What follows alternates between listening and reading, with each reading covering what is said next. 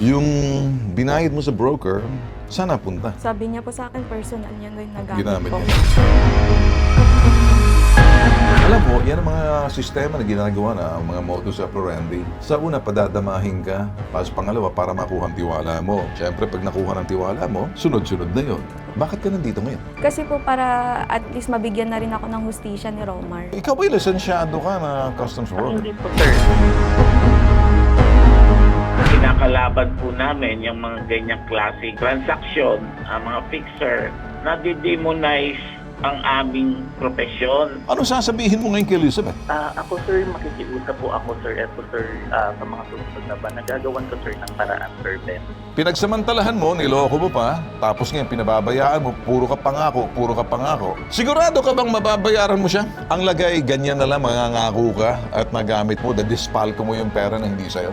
Pambihira naman tayo, kinulimbat mo yung pera, parang ninakaw mo eh. Pinagsamantalahan mo, niloko mo pa, tapos ngayon pinababayaan mo, puro ka pangako. Alam ko, parang sorry ka ng sorry, pero aywan ko kung nagsisisi ka sa ginagawa mo, may biktima rito eh. Alam mo naman ako si Ben, tagapagtanggol ako, tumatayo, nilalaban ko yung mga taong biktima ng pang-aabuso, biktima ng mga panlilinlang, at biktima ng panloloko, at nagpapabaya ka rito. Pag nagkamali ka, bibitagin kita.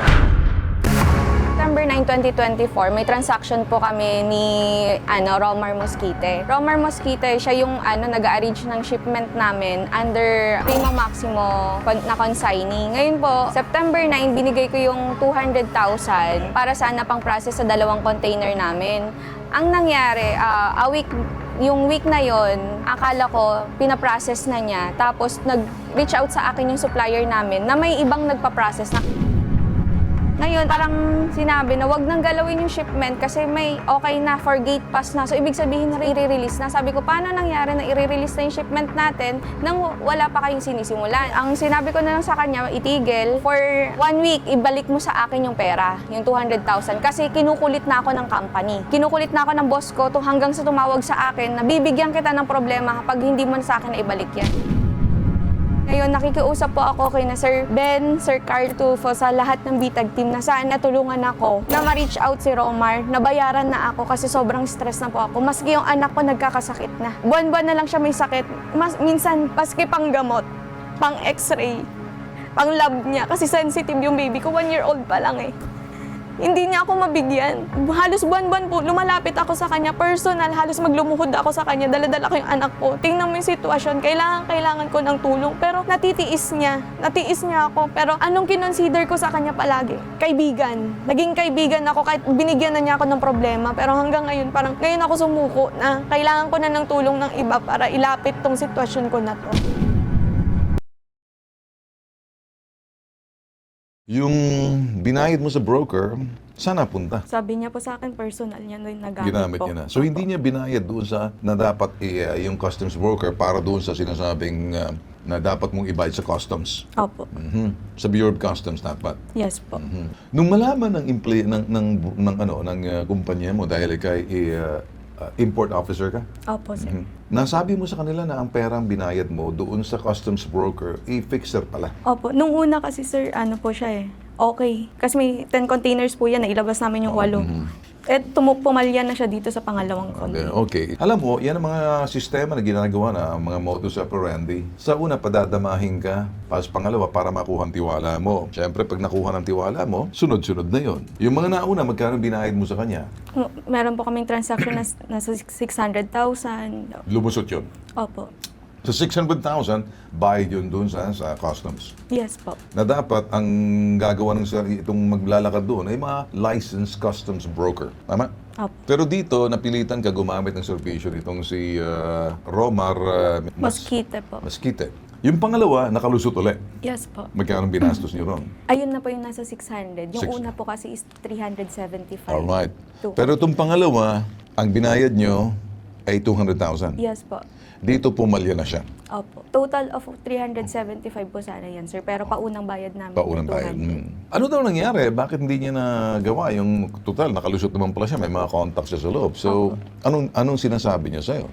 Noong una, sir, nung binayad ko na yun, sabi niya, ongoing na, on process na tayo. So, Okay. yun naman po yung nire-report ko. Okay. Tumawag sa akin yung supplier na wag nyo nang ituloy yan kasi may gumagawa ng iba kasi natagalan po yung transaction. Nalaman ng boss mo na ibigay mo yung pera sa kanya. Yes po. May resibo ka bang nakuha mula dito kay narareklamo mo? May acknowledgement po. Acknowledgement lang. So, nalaman ng boss mo na ibinigay mo naman yung resibo, Yes. na abayad mo na. Yes po. So, nung umpisa, okay lang dun sa boss mo. Apo. Alam ba ng boss mo na hindi ka gumagamit ng totoong customs broker? Opo, naipakilala ko din po ko sa kanila si Romar. Nung umpisa po kasi si Romar, talagang Okay. broker po namin, ay ano po, sila may brokerage po talaga sila. Okay. sir. Pero dito, ano bang nangyari? Wala na siyang lisensya?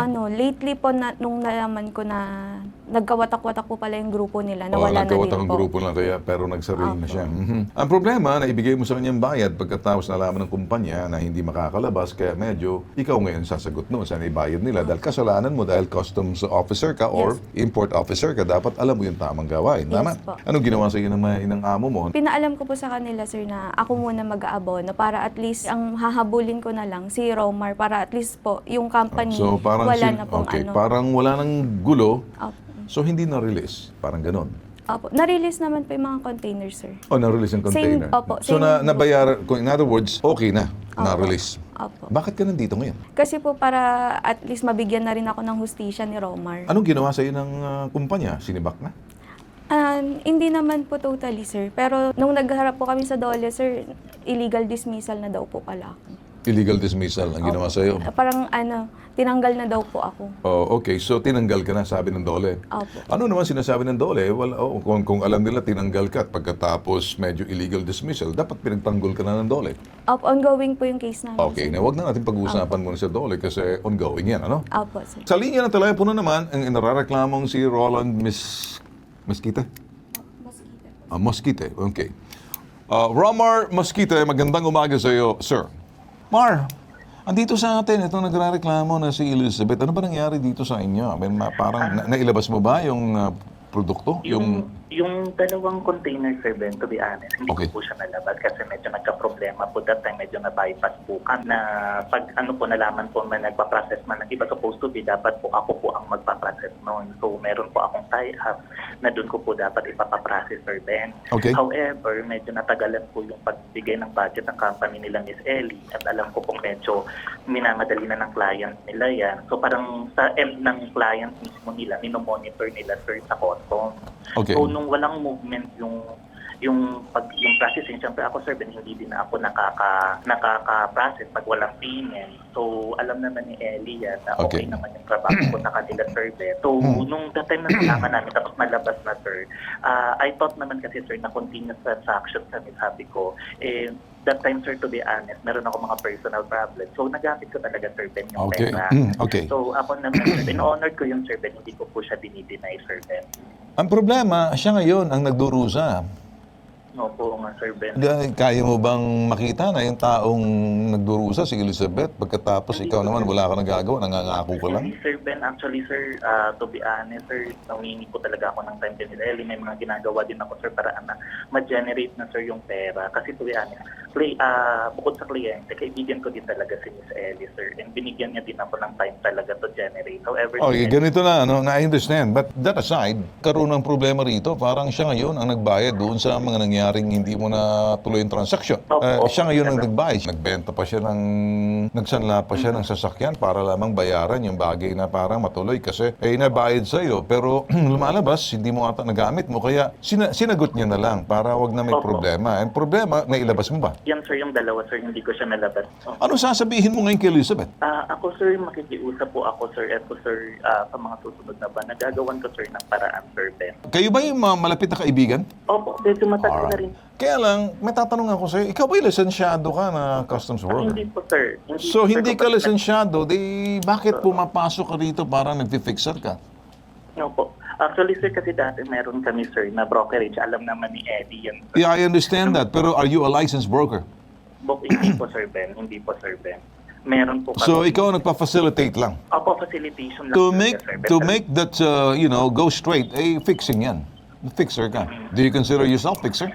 A facilitator, do not have a license, is a fixer. Unless if you're a licensed, di wala sanang problema. Alam mo, nahihirapan kasi kung minsan pag fixer ka, umaasa ka sa loob eh. Pagkatapos sasablay din ng kliyente mo. That's what happened to you. Opo, sir. O, diyan ka lang muna, ano? Kasi ako gusto ko lang ma-realize kung naintindihan mo ba, ikaw ba'y may pagsisisi o naahawa? Remorseful ka ba o unremorseful ka sa nangyayari? Sandali, ano? Sandali.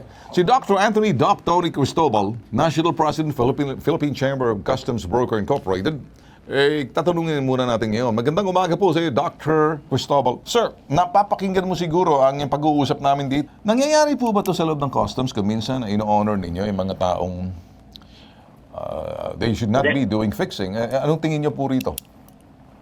Sir, yan po ay talagang kinakalaban po namin yung mga ganyang klaseng transaksyon dahil ang kami pong mga licensed customs broker, ang nangyayari nga po dahil sa mga ganyang klaseng mga kalakaran, ang mga fixer, nadidemonize ang aming profesyon, nabibigyan ng wrong interpretation. May licensure exam po ang isang customs broker at nag-undergo po yan ng 4 na taon na kurso ng Bachelor of Science in Customs Administration. Do you understand na talagang kinakail may lisensya tayo rito? Ano pong masasabi po ninyo dito sa problema na to? At anong masasabi nyo rito kay Romar na inareklamong umano'y customs broker na wala namang license at dito po kay Elizabeth? Ma-advise po natin sa mga publiko, especially yung mga importer po, no? Andiyan naman po yung aming organisasyon na nag-iisang organisasyon ng mga professional customs broker, the Philippine Chamber of Customs Broker Incorporated. Meron po kaming tanggapan, Sir Ben. Makikita po kami sa Facebook, Okay. Philippine Chamber of Customs Brokers, Okay. sa website, ccbi.ph, at yung aming telephone number, 0917-134-CCBI or 2224. Para naman po, tumawag muna po sila sa amin at mag-verify kung yung mga taong kinakausap nila ay mga legitimate licensed broker po, customs broker, Sir Ben. Okay.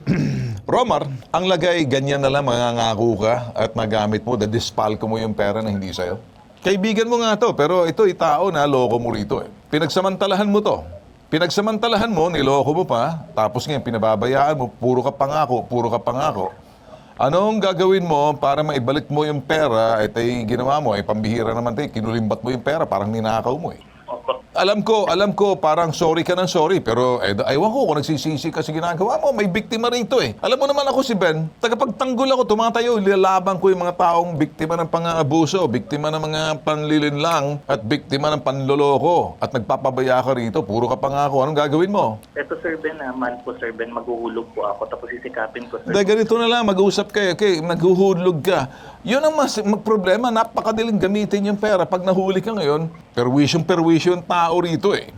Anong masasabi mo kay Elizabeth? Sir, makikiusap lang po ako for the last 20 minutes, Elizabeth. Elizabeth, nakikiusap daw siya sa'yo. Sige, bakit ka kausapin mo siya. Hindi na, sir. Romar, sigurado ka bang mababayaran mo siya? Opo, sir. Sigurado ka? Opo naman, sir. Sigurado ka? Opo naman. Ano kaya kung akong tatayo magbabayad sa kanya sa aking kamag-utang, ako mangungulekta sa'yo? Sige nga, pag nagkamali ka, bibitagin kita. Kapag hindi, Kaya naman, sir, na buwan. sandali, kapag hindi, pipirma ka, malilintikan ka sa akin. Opo, Sir Ben. Anong opo? Opo ano? Magagawa mo ba? Sigurado ka? Kaya ko naman, Sir Ben, sa kada buwan. Kaya mong ano? Hulog po ako. Kaya mong ano? Opo, kada buwan, Sir Ben. Ano kaya? Mag-issue ka sa akin ng post-dated check. Ang problema po, Sir Ang Ben. problema mo, hindi ka nakakasiguro kasi sigurado tatalbog eh. Sinusubukan kita integrity test na kung talagang magagawa mo. May trabaho ka ba? Meron po, Sir. May sapat na kita ka ba para bayaran yung taong nagamit mo yung pera eh? Meron naman po, Sir Ben. Anong trabaho mo? Pampi-fixer uli? Hindi po.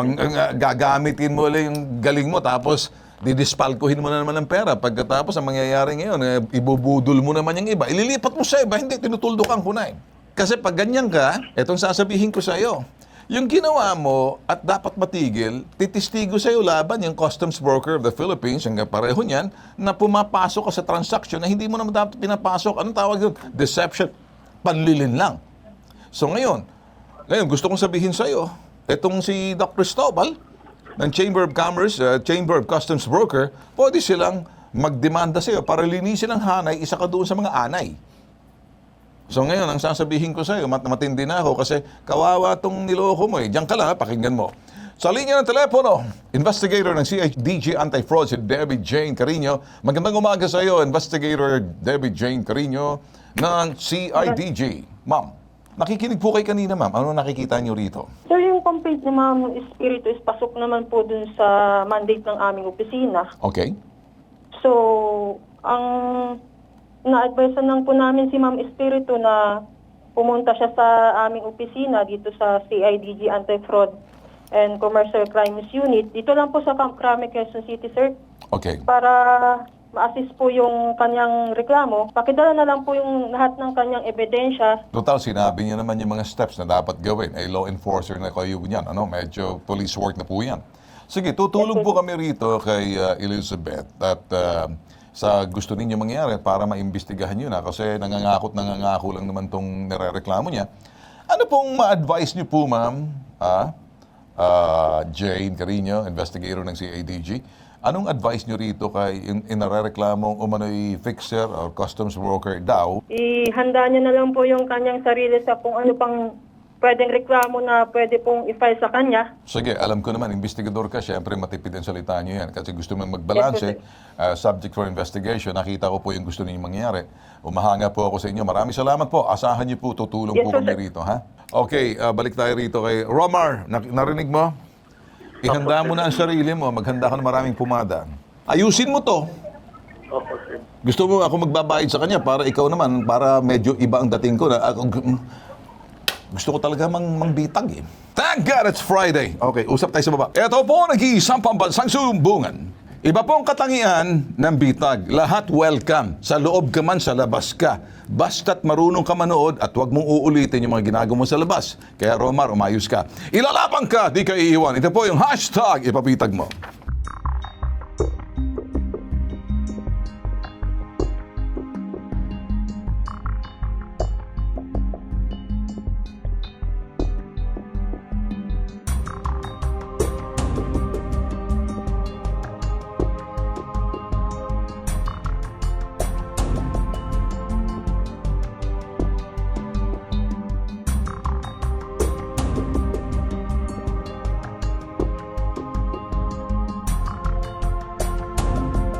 Kay Sir Ben, Bitag Tulfo at kay Sir Carl Tulfo at sa buong Bitag team. Nagpapasalamat po ako ng taus-puso po sa inyo na tinanggap niyo po ang aking reklamo patungkol po kay Romar Mosquite. Hindi niyo ako pinabayaan, hindi niyo ako iniwan at alam ko inilaban niyo ako. Maraming salamat po.